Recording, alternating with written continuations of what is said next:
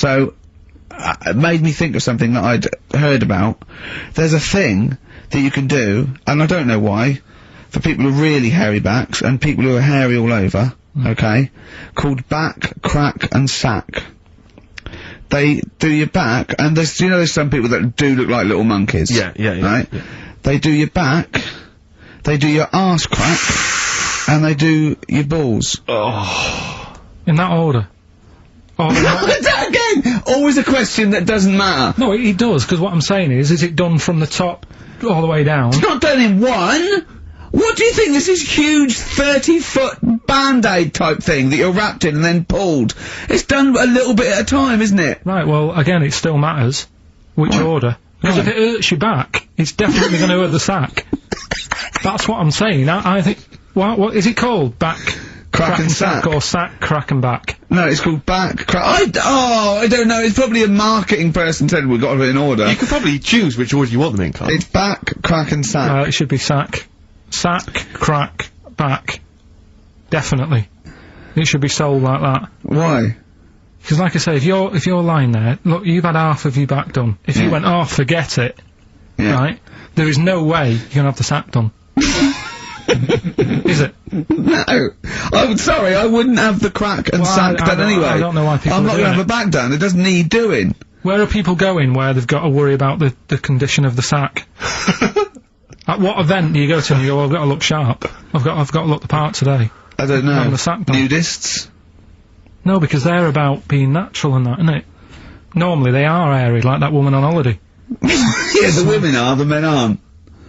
I don't know. Yeah, they all are sort of pretty airy. They believe in just leaving the body as it is. I think little gay fellas love it, don't they? Why are you looking at me? I don't know. I don't know. If you're a little gay fella and you've had it done, yeah, just text in. What's the text thing? 83XFM. Just text in. You know, tell us what. I don't know. Is there any information that we're missing? Is it painful? I assume so. Of course it is. Why did you get it done? That's the question. Why did you get it done? Yeah. Why is it important to have a hairless arse? Turing Breaks on XFM. Ricky Gervais, Steve and Karl Pilkington. Karl, are we doing your story with a song? Is that what you want to do? Yeah. Well, excited about it. Like what was it the other week? We did Babushka. Did Babushka. Yeah. Pinball Wizard. You said if he's deaf, dumb and blind, he doesn't even know he's playing pinball, which is... I just said don't bother putting money in it. That's all I'm saying. Let him play pinball, but don't waste 20p or whatever. Good point. This week, right, do you know how I was saying... It is a good point, actually. It is a good point. Again, though, it wasn't a documentary. It was just, it's not, didn't really happen. Yeah, well, do you know how I was saying sometimes I listen to song, I like a song to be obvious what it's saying. Pinball Wizard was a good story. You need a song to be obvious. In the ghetto, you know, it's a kid growing up and all that, rough area, gets killed for nicking cars and messing with guns and that. Living in the city, growing up in New York, rough area, how you cope with it and that, right? But they've got to be as simple as that.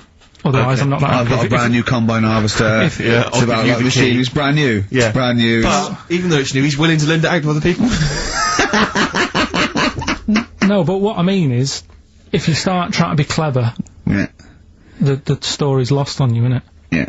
Not necessarily me or Rick, but yeah, sure. Go on, we know what you mean. Go on. On primates, yeah. Well, this song here, right, it's not an XFM song, and you'll probably hate the song, to be honest. Go on, what is it? What's the song? Yeah. It's Wonderful Tonight. Alright? Eric Clapton.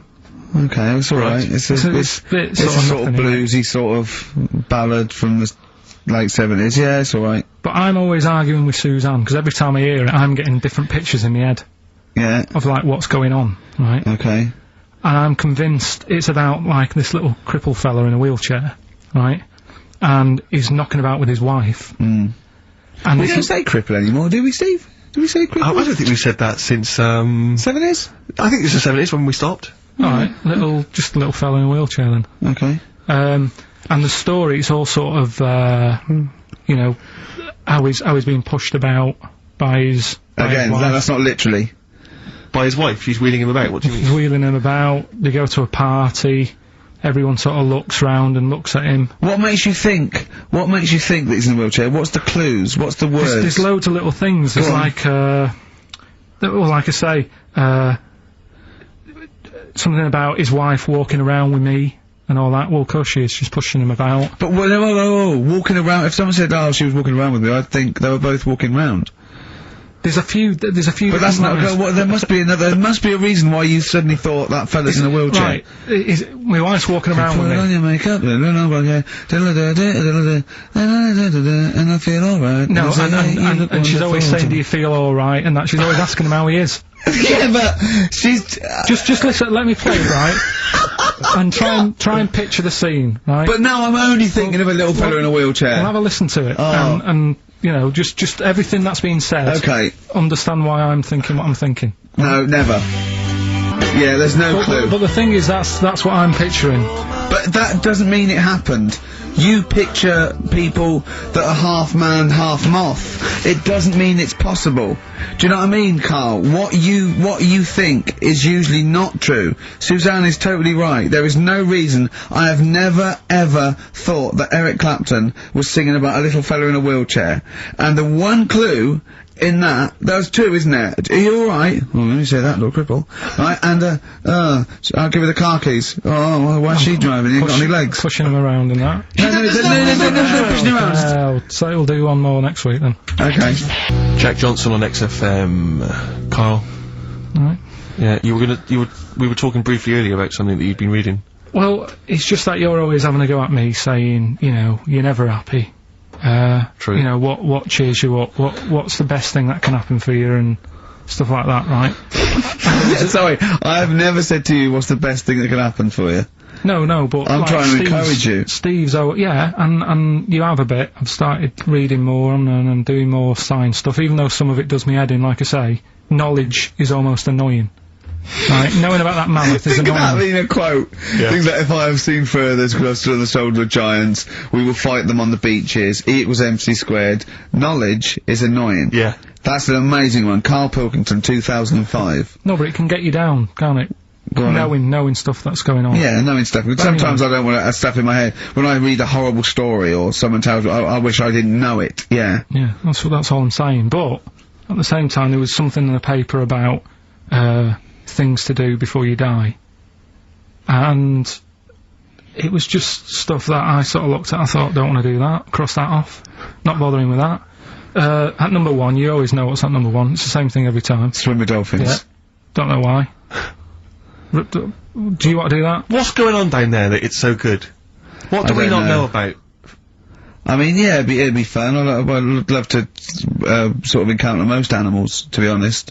I mean, there's be a few animals on the top of the list. I'd rather hang out with a bunch of chimps. I wonder if it's you're down there with dolphins and you're swimming with them, and then they click away, they click, and they tell you a secret. You go into they lead you into a cave, right? But down there, it's like being at like Rolling Stones' house in the 1970s. It's like smoking. There's drink, there's women, there's bars. There's like, they're eating tuna, they're loving tuna. They're loving it, but they can speak, they go, oh, this clicking stuff, it's nonsense. We're in a wild time then, they go berserk, go crazy, it's 24 hours of non-stop debauchery. I think it's spiritual, but never mention it to anyone else. It's incredible, because you know they're so intelligent, and, you know.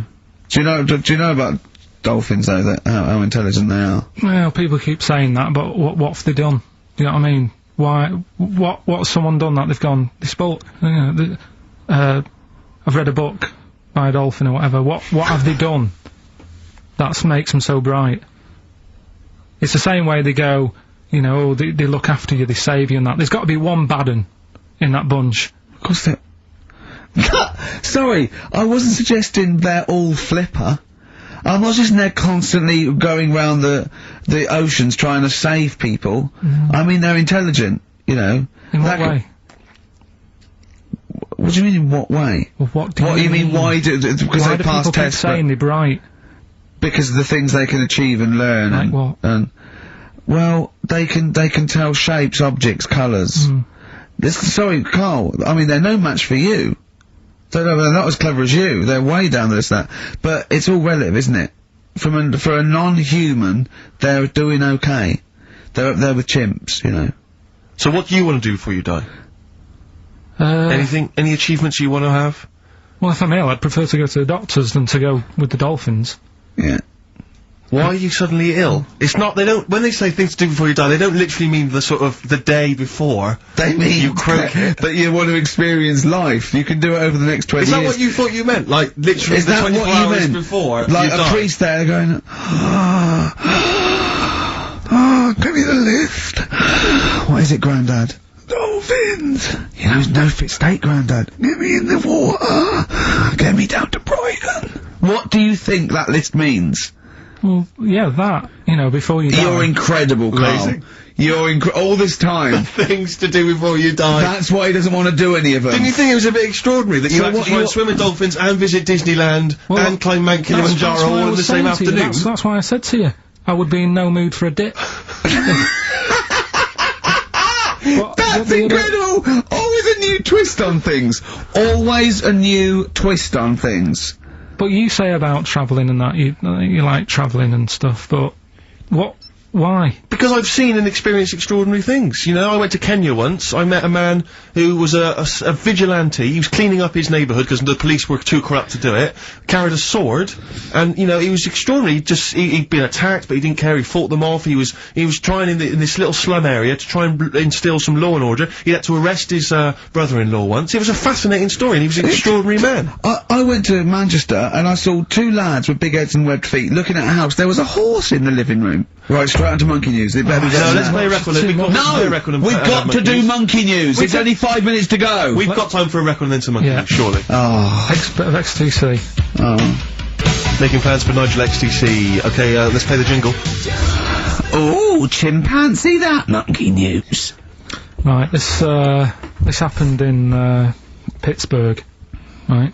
There was a rock band, and they've got this studio in Pittsburgh and what have you, and they're laying down tracks and stuff like that. And in the studio that they use, right, there's this monkey works there. Right, I love the way he throws that in. Like he throws that in, this monkey works there. No, it's just got a little gig there. He sort of, it carries the equipment in, guitars, stuff like that. It doesn't. He does. No, it doesn't. He just sort of cleans up after the bands. No, he doesn't. Emptying the ashtrays. Doesn't that happen. Sort of stuff. Doesn't happen. That's the gig it's got. Anyway, right? Gets women out of the crowd that they want to, go with. With one arm. Drag them back. So anyway, right, so the band's in the studio, right, and one of the band members brings some A&R fella to the studio to have a listen to the latest track, right? Yeah. So they hit play, and they're all there going, yeah, brilliant, this is good. Oh no. Anyway, so the fella says, yeah, I like the track, I especially like the bass on it, right? Right, it's 'cause this is bullshit. So this is rubbish. So and they hadn't laid down a bass track? So this is, have you heard it? So Carl, please don't do this to so me. the A&R fella goes, and it's like, the band members are stood about, and they're going, that's good that he liked it.